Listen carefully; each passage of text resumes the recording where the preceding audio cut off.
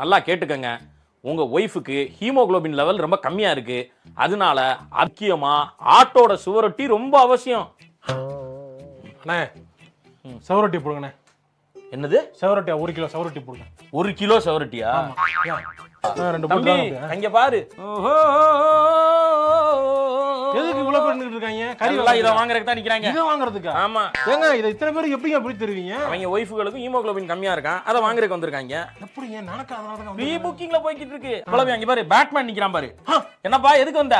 ஏன் முன்னாடிக்கும் ஹீமோகுளோபின் கம்மியா இருக்கு, அதனால தான் சோரொட்டி வாங்க வந்தேன். இந்த மாதிரி என்னோட ஒய்ஃப்க்கும் ஹீமோகுளோபின் லெவல் கம்மியாக இருந்தாலும் காலையிலே கறிக்கடைக்கு போய் செவரட்டி வாங்கிட்டேன். அவங்களுக்கு ஒரு சூப் மாதிரி வச்சு கொடுக்கணும்னு சொல்லிட்டு ஒரு 2 டம்ளர் தண்ணியில் கொஞ்சம் செவரட்டியை கட் பண்ணி போட்டுட்டு அதில் கொஞ்சம் உப்பு, கொஞ்சம் மஞ்சத்தூள், தக்காளி, வெங்காயம், கொத்தமல்லி போட்டு இஞ்சி பூண்டு மிளகு சீரகத்தை கொஞ்சம் தட்டி சேர்த்துக்கிட்டு ஒரு 7-8 விசில் வர வரைக்கும் வச்சு ஒரு சூப் மாதிரி ரெடி பண்ணி கொடுத்தேன். டேஸ்ட் ரொம்ப சூப்பராக இருந்துச்சு.